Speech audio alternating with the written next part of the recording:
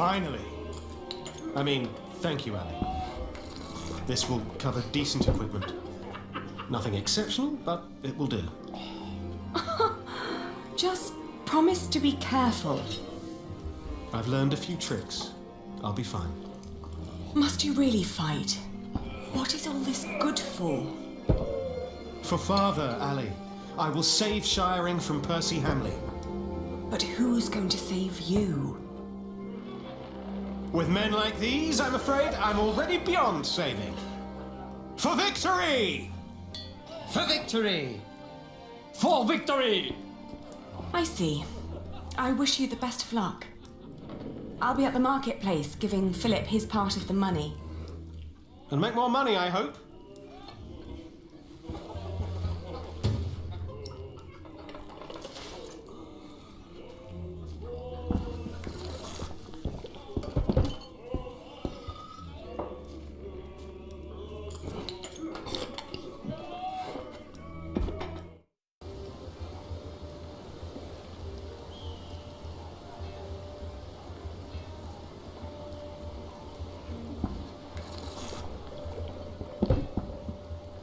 You've done me a great favor.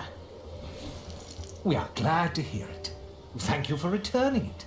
We always pass the time on our travels trying to best each other.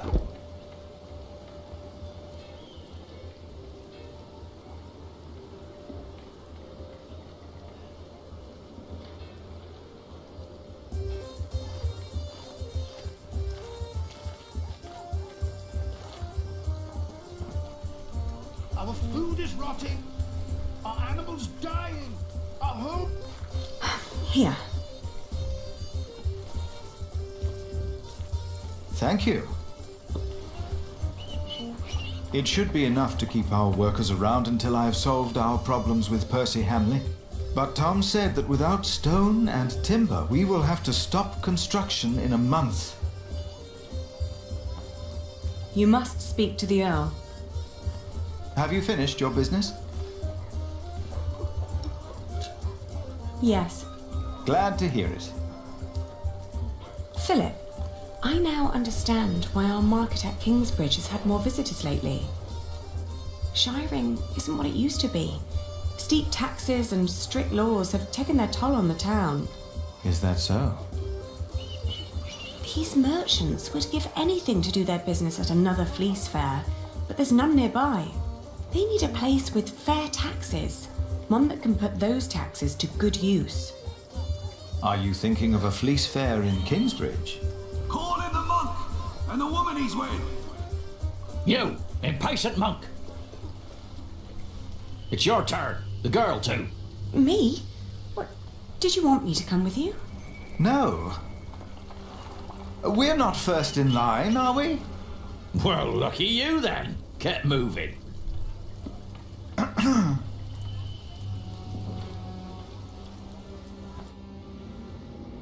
Philip of Gwynedd, Prior of Kingsbridge. The Earl of Shiring. Thank you for hearing me, old Percy. Please allow me to introduce my friend, Aliena of Kingsbridge. I knew it was you.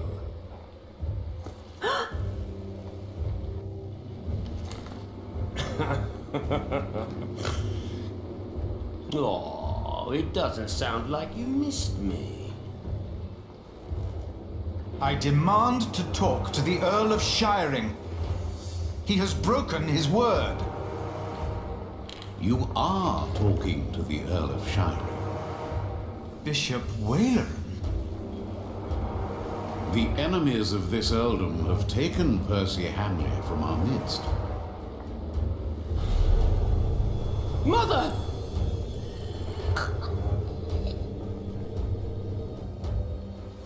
Do you consider yourself a friend of the earldom of Shiring, Philip? Friend? That damn monk is drinking the blood of my earldom! It is not for us to damn them, Lord William. But judge them we must.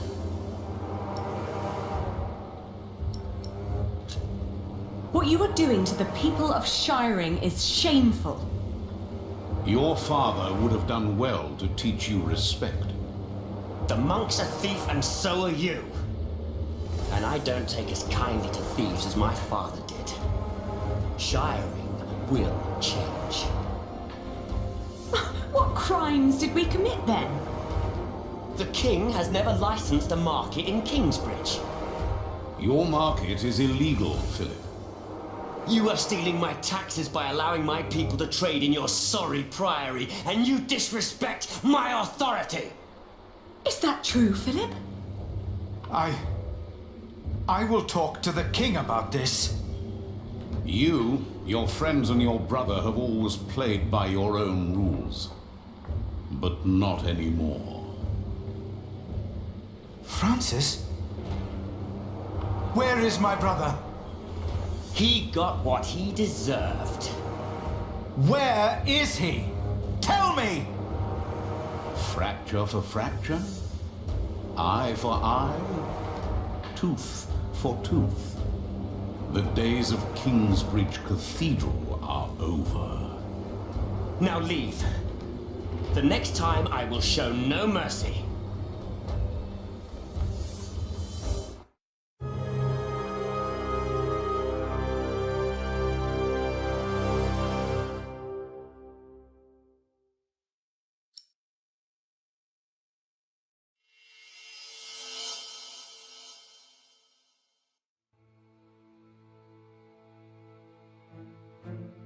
I had assumed that as long as the market was held within the walls of the priory, and the taxes supported the construction of our cathedral, Kingsbridge would need no market license.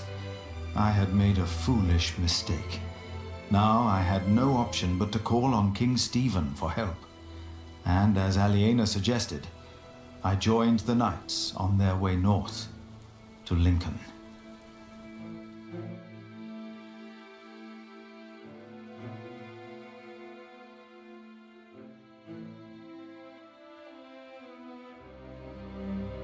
More and more men joined our group. Most of them had no horses and no weapons to speak of. As King Stephen prepared for his final battle against Robert of Gloucester, he had ordered all able men of his earldoms to fight in the north. Then, at nightfall, our group reached a large camp of Stephen's men.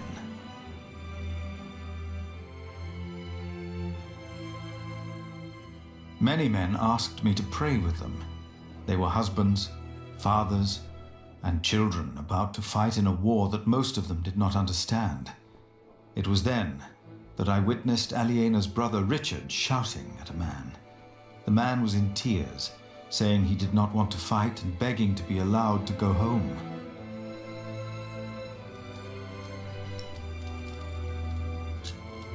I told Richard to have pity. Full of anger, he told me that he would hang deserters himself if need be. Then the man interrupted us by shouting infamities about Robert of Gloucester and started to laugh. Richard and his knights joined in and began to cheer for the king. Richard seemed to me just as desperate as the young man, but he did not know it. His temper would not make him a just earl, I thought. But again, I hoped to see a cruel man win his battles, only to defeat a man more cruel than him, William Hamley. After a long first day on my way to Lincoln, I found a place to rest. I fell asleep soon and dreamed about soldiers. But these soldiers were not on their way to Lincoln. They had come up the twisting hillside path to our little hamlet in North Wales. My brother Francis and I had tried to outrun them and to warn my parents. But as always when I had this dream, we were too late. King Henry's men had killed Mam and Da. Abbot Peter came to take us in, just as it had happened so long ago. But this time, in my dream, something was different. I was 6 years old then, and Abbot Peter had not yet taught us about God. But still, I asked the monk the question, why did God do that?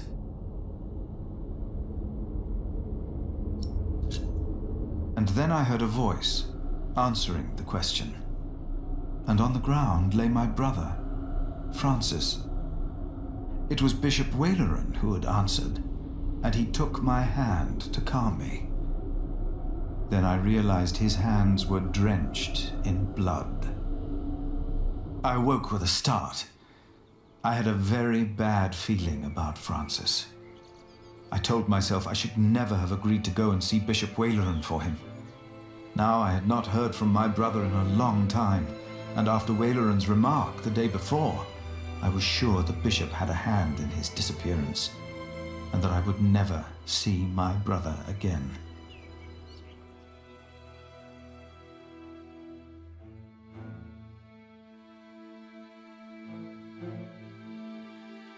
After what felt like an eternity, the sun rose and we continued on our way to Lincoln. As we moved, I remembered hearing that Bishop Waleran had been to Rome, and William had fought in the Holy Land.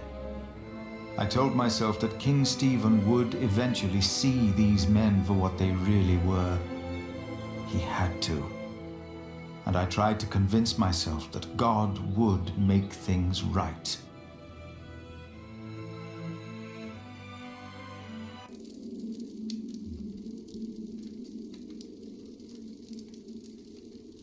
You are late. Is it done? Yes, my bishop. Their builder is dead. What about the saint? I couldn't get into their crypt unseen. You disappoint me again, Timothy. Please, when did I ever fail you before today, Right Reverend? Regan Hamley is alive.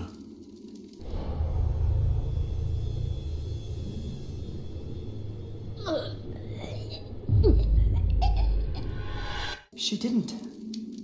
No. Your poison has left her in a deep sleep. When the time is right, I will send our Earl of Shiring to finish what I asked of you. Kingsbridge will fall.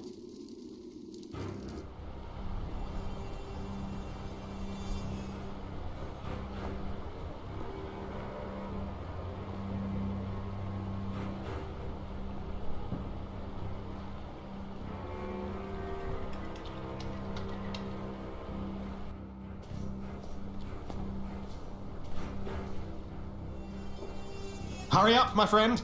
Or do you not want to see our king after all?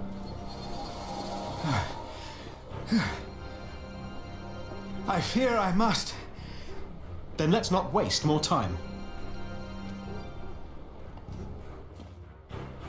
Come on, Philip.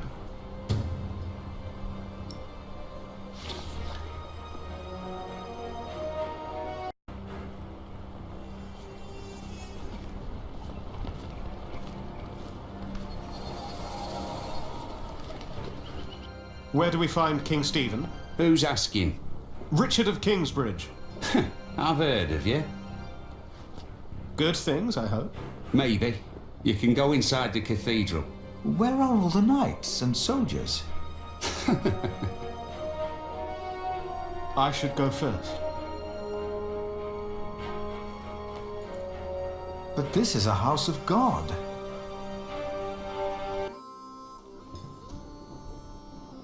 Only 2 more days. If they know what's good for them, they'll surrender. I'd be disappointed if Maud would give up so easily.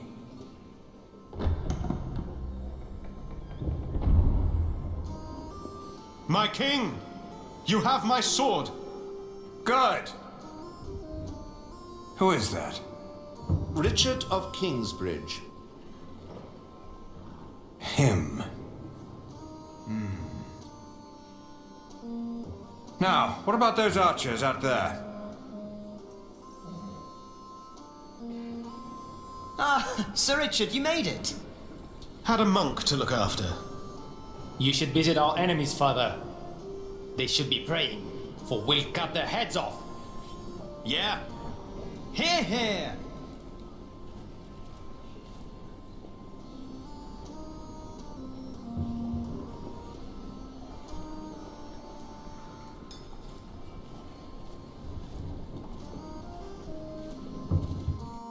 Father, I'm afraid. Come now. What are you afraid of? I own a mill. I built it myself. The only thing I was ever good at. I will die if I have to fight.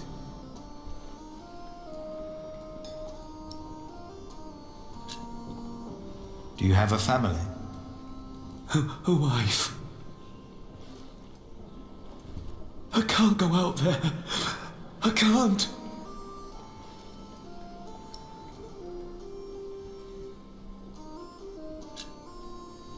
You must not run. You would be hanged. But I don't know if I can do it. You must.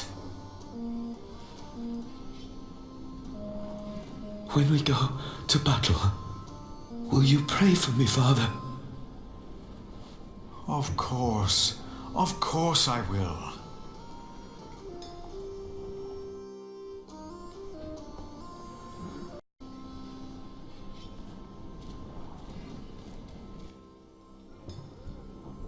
There's no two ways about it. I have to go out there myself to see what's going on.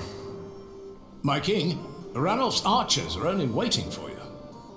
They know they'll be at my mercy once I've dealt with Robert the Bastard and Ranulph the traitor. I doubt they dare shoot me. Stephen, be reasonable. Henry, will the church for once shut up? We are at war. Wonderful. Now, I will go out there without getting shot in the head. I must know why they posted the archers up there today. Just for once, use your brain. Think. Yes, my king.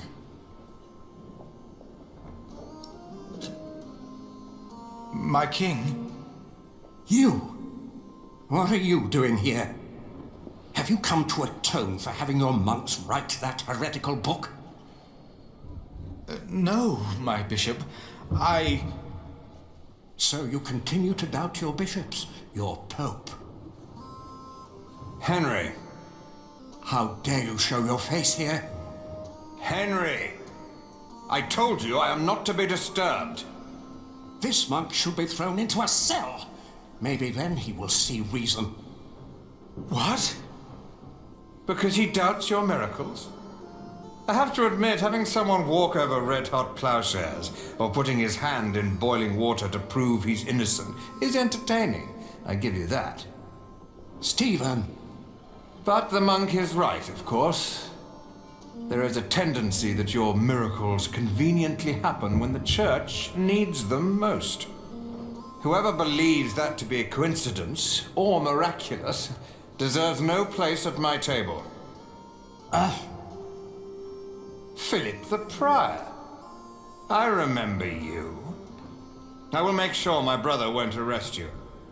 But I don't have time for you just now. Unless you have a solution for my problem. There are archers outside, probably looking forward to killing me. But I have to see what's going on out there with my own eyes, without getting shot. If you don't have a solution for my problem, do not disturb us. We shall talk later.